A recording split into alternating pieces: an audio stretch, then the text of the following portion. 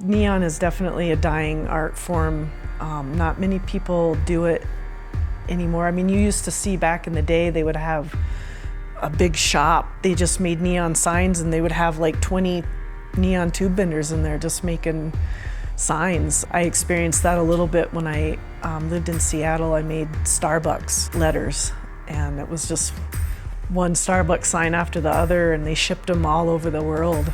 I just love the craft of it. Yeah, I love pulling those straight tubes out, looking where I'm gonna start at. It's just such a challenge.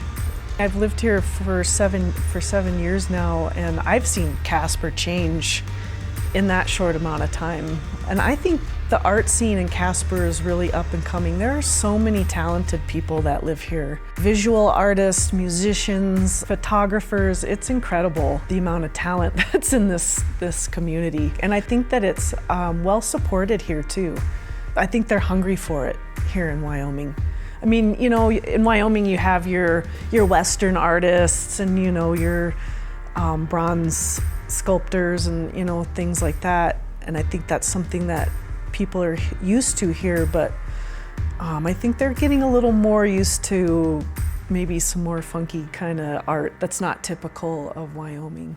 I think in the next 10 years you're gonna see a big change in Wyoming with the art scene. I think it's really gonna transform here and become something much bigger.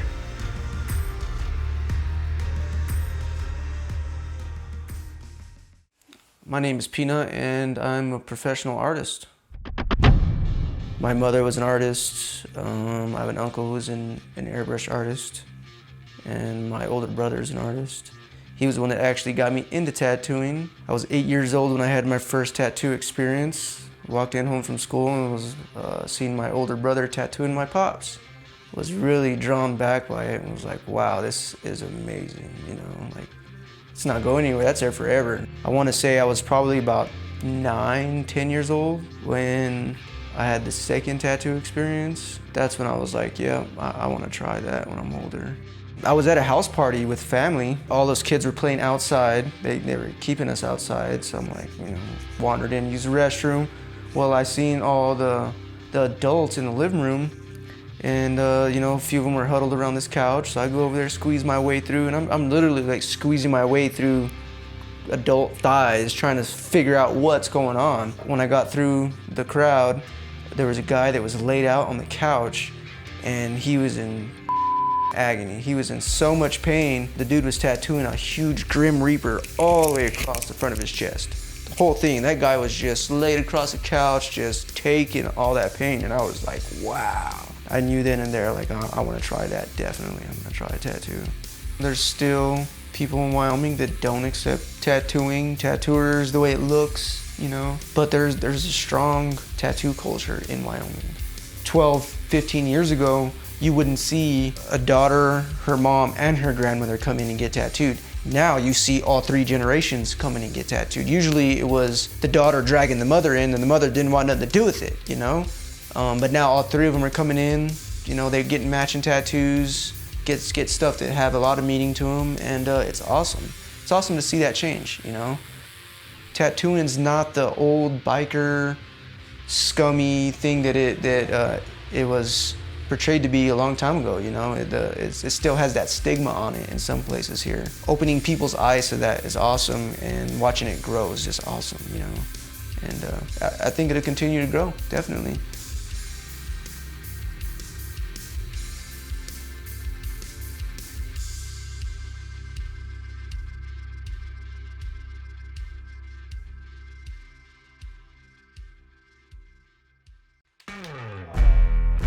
The spray can has been something that's been, you know, essentially half of my life.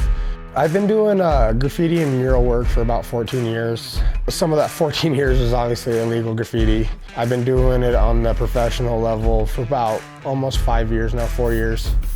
I started out doing, you know, the simple graffiti, doing names and stuff like that, spray painting train cars. Obviously, I moved into more of a professional aspect of it, you know, so I can have a business out of it, not catch any criminal charges or anything like that out of it, not looking for any of that stuff. So I classify it as more of a street art.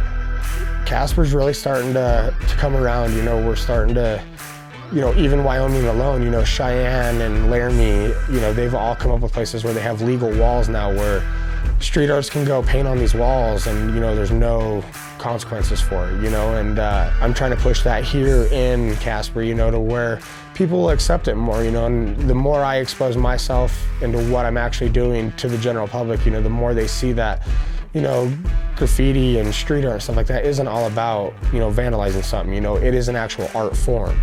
My art's a little different than, you know, your traditional art. I'm not using a brush, I'm using a spray can. There's some good artists here in Casper, you know, and as long as we can all push together and work together, you know, we can make Wyoming a place where we're known for art, not just for, you know, our natural resources such as coal or natural gas. Try to bring something else to Casper other than that.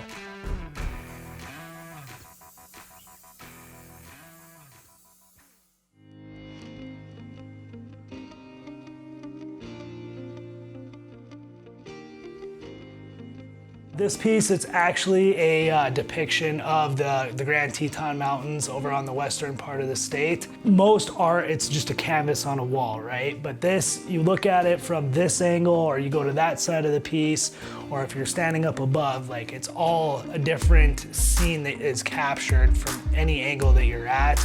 And you can look at it from this angle 10 times and you'll continually see something that's a little bit different.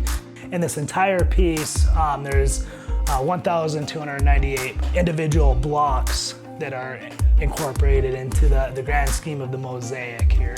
Cut them all myself, sanded them, burned them, painted them. Each block, I guess you could say, was handled 5 different times in the whole process of it. When I first moved out here, I was a little bit closed-minded. I felt that, you know, it was a niche community, everybody was within itself, but living here and meeting new people and different types of people throughout the community, I mean, you'll see the same people here as you will down in Denver or any big metro area. And as Casper is growing in our community here, we now have art walks that we didn't have 5 years ago. So I think that type of scene is being more readily accepted throughout the community. Plus, you know, it gets people out into the community, enjoy people, meet new people.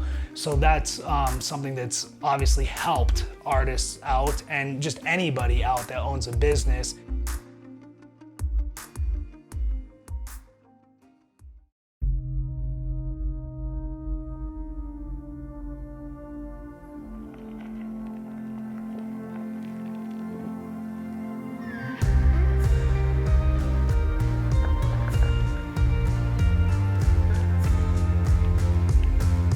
My name is Betsy Bower, and I'm from Casper, Wyoming. I grew up welding and blacksmithing for my dad, Tom Bower, who owns Bower Welding.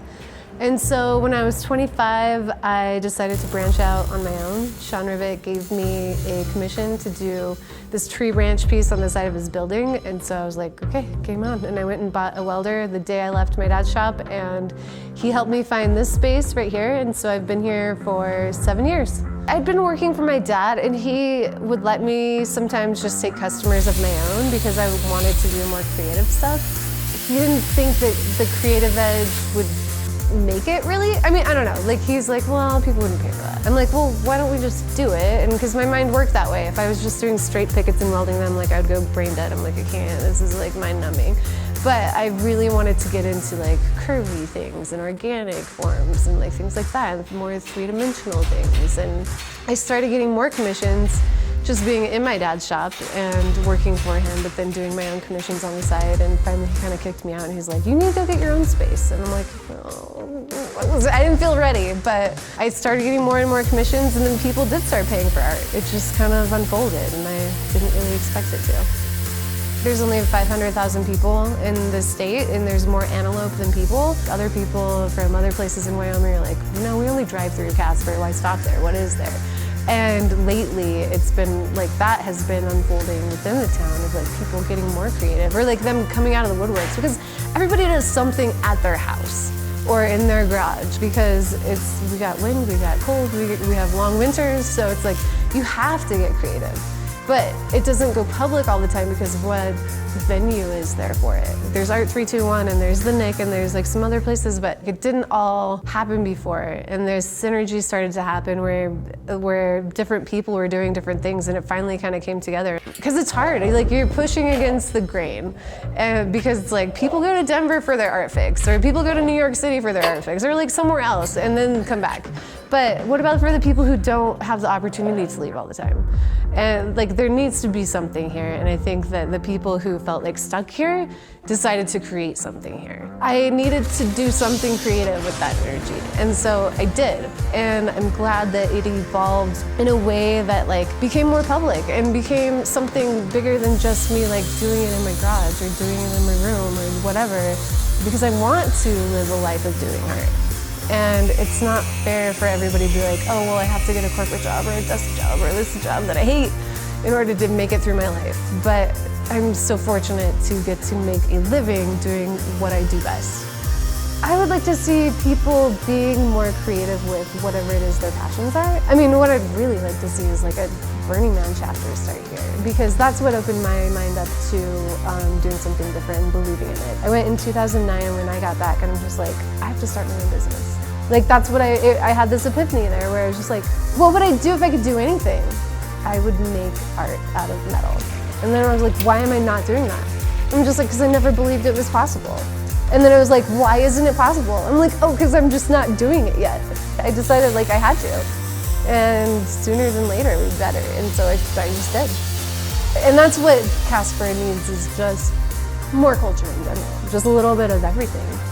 When you allow yourself to be more of who you are, you give other people permission to be who they are. And that's what the world needs more of.